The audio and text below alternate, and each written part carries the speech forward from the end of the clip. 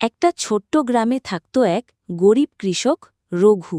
রঘু খুব পরিশ্রমী ছিল, কিন্তু তার ক্ষেতিবাড়ি খুব সামান্য ছিল। সংসার চালাতে খুব কষ্ট হতো। একদিন রঘু বাজার থেকে ফেরার সময় এক বৃদ্ধ লোককে রাস্তার ধারে বসে কাঁদতে দেখল। রঘু তার পাশে গিয়ে জিজ্ঞেস করল, কি হয়েছে দাদু? বৃদ্ধ বলল, আমার ছাগলটা হারিয়ে গেছে, আমি তো এখন কি খাবো? রঘু খুব দয়ালু ছিল, সে নিজের ছোট্ট খাবারটা দাদুকে দিল। বৃদ্ধ খুশি হয়ে বলল, তুই খুব ভালো মানুষ, আমি তো আসলে এক জাদুকর, তোর উপকারে আমি এই ছাগলটা দিচ্ছি, এটা জাদুর ছাগল। রঘু অবাক হয়ে বলল, জাদুর ছাগল?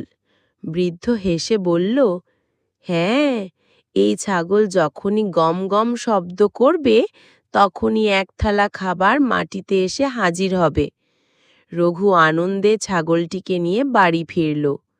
সে ছাগলটিকে বলল, গম গম, আর অমনি মাটিতে এলো মিষ্টি ভাত, মাছ, তরকারি, রসগোল্লা।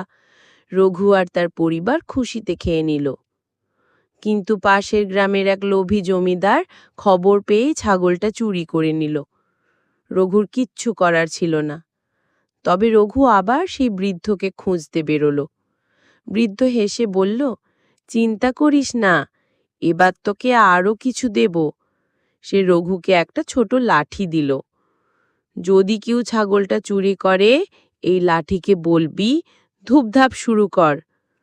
রঘু ফিরে এসে জমিদারকে বলল, আমার ছাগল ফিরিয়ে দিন না। জমিদার বলল, না। রঘু তখন লাঠিকে বলল, ধূপধাপ শুরু কর।